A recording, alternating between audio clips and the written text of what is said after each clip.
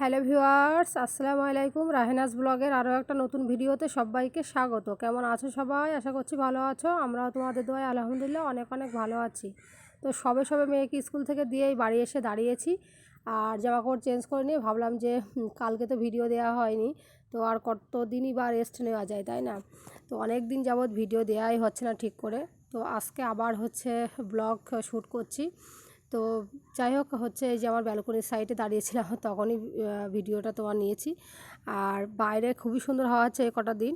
এখন খাবার তৈরি করে নিয়েছি, মানে খাবো কি বলো তো, সকালবেলা বার্ন রুটি ছিল, তাই ডিম পোস্ট করে নিয়েছি, সস দিয়ে খেয়ে নেবো, আর একটা কলা নিয়েছি।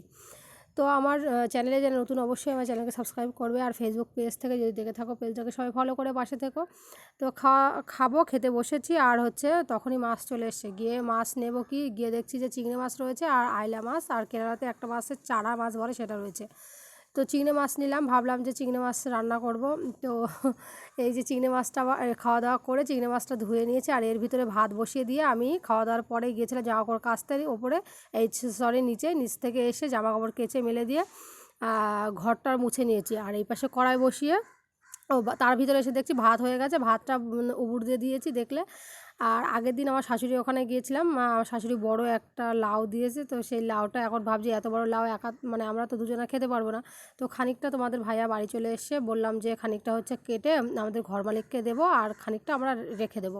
তো চিংড়ি মাছটা শুধু লাউ চিংড়ি না করে একটা তরকারি, ভাবলাম যে চিংড়ি মাছ পেঁয়াজ আর টমেটো দিয়ে রোস্ট করি, আর লাউ দিয়ে মানে ডাল দিয়ে ঘন্ট করি, কারণ লাউ ডাল ঘন্ট আমরা তিনজনাই ভালোবাসি, মেয়ে, তোমাদের ভাইয়া, আমি, তিনজনাই। তো এখন এই যে মাছটাকে নুন হলুদ দিয়ে ভেজে নেব, আর এখান থেকে চিংড়ি মাছ খানিকটা রেখে দেবো কালকের জন্য, আর খানিকটা এখন রান্না করব। তো সুন্দর করে চলো ভেজে নিই। আর ওই পাশে তোমাদের ভাইয়া বাড়ি চলে এসছে, ওকে একটু মানে বাড়ি যখন আসে প্রতিদিন আমি একটু গুড়ের পানি করে দিই। তো এই পাশে দেখো পুরো একদম বললাম না যে জামাকাপড় কাচা হয়ে গেছে, ঘরটা সবই মোছা কমপ্লিট। বাইরে মানে খুবই সুন্দর মিষ্টি একটা হাওয়া লাগছে গায়ে।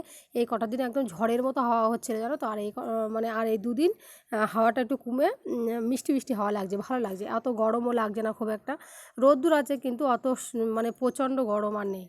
তো যাই হোক, এই পাশে আমি তরকারি বসিয়ে দিয়েছি, আর তোমাদের ভাইয়া বাড়ি এসছে বললাম, তো কথা বলতে বলতে আর ভিডিও নেওয়া হয়নি। এখানে ওই মাছের তেলে আমি পেঁয়াজ আদা রসুন দিয়ে আর একটু কারি পাতা দিয়ে ভালো করে মানে নাড়াচাড়া করে একটু পেঁয়াজের কালারটা চলে আসলে, একটু ব্রাউন কালার চলে আসলে আমি দিয়েছি টমেটো দিয়ে একটু নুন দিয়ে ভালো করে মানে কষাতে কষাতে দেখলাম পানি ছেড়ে দিয়েছে। আর এখানে ধনে জিরে গুঁড়ো, হলুদ গুঁড়ো, ঝালের গুঁড়ো দিয়েছি। ভাবলাম যে একটা টমেটো দিলে ভালো হতো, কারণ একটু কম হয়ে গেছে, তো আবার একটা টমেটোও কেটে দিয়েছি।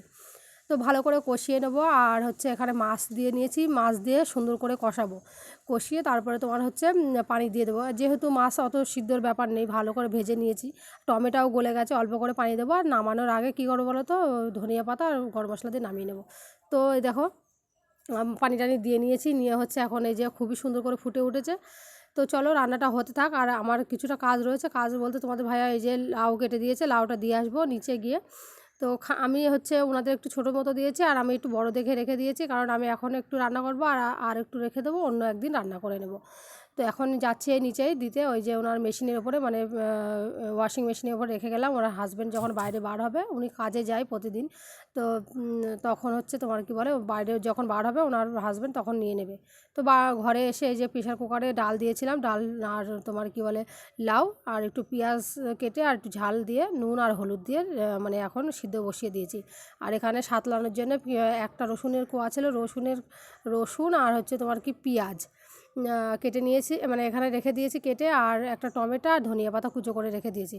তো সাতলানো হয়ে গেছে। এখন আমি কি করবো বলো তো, এই মানে তেলের উপরে একটু পেঁয়াজ আর একটা রসুনের কোয়া ছিল সেটা, আর দুটো শুকনো ঝাল দিয়েছিলাম, দিয়ে তারপরে ডালটা সাঁতলে নিয়েছি। আর ওপরে ধনিয়া পাতা টমেটোও দেওয়া হয়ে গেছে, এক্ষুনি নামিয়ে নেব।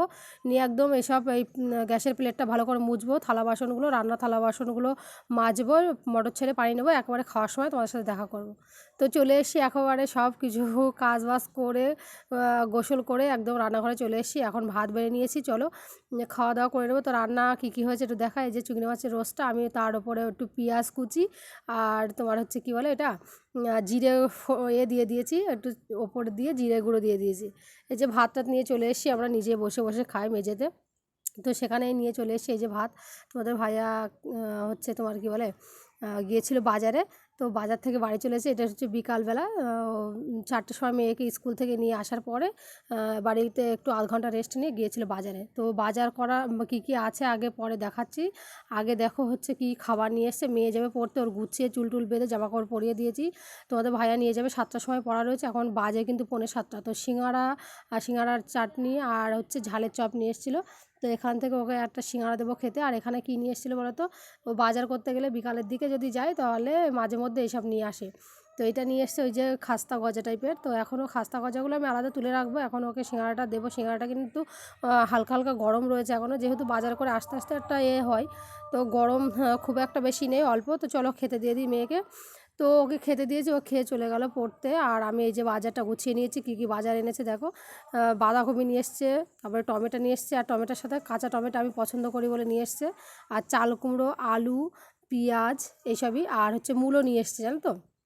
তো তোমার কী বলে, তো কাঁচা টমেটো মাঝে মধ্যে কী বলো তো নিয়ে আসে, আমাদের মাছ দিয়ে রান্না করলে অনেক ভালো লাগে। এই যে মূলো আর একটা ইঁচড় নিয়ে এসে, আজকের কটা সবজি যেগুলো নিয়ে এসছে আমার অনেক অনেক দেখে কিন্তু ভালো লেগেছে।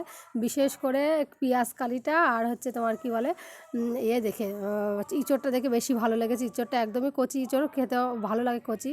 তো পেঁয়াজ কলি খোঁজ করছিলাম অনেক দিন ধরে, তোমাদের ভাইয়া বাজারে যায় বলছিল যে পাইনে। তো তারপরে এখানে দেখো ফুল হয়ে গেছে। আমাদের পশ্চিমবাংলাতে কিন্তু এরকম কেউ খাবে না। তো বাইরে থেকেও যে নিজের পছন্দের জিনিসগুলো তবু মোটামুটি যেটা পাচ্ছি সেটাই আমাদের কাছে এখন অনেক অনেক ভালো, কিচ্ছু করার নেই। তো যাই হোক, আজকের ব্লগ এতটুকুই, দেখা হবে নতুন ভিডিওতে। সবাই ভালো থাকবে, সুস্থ থাকবে, বাই।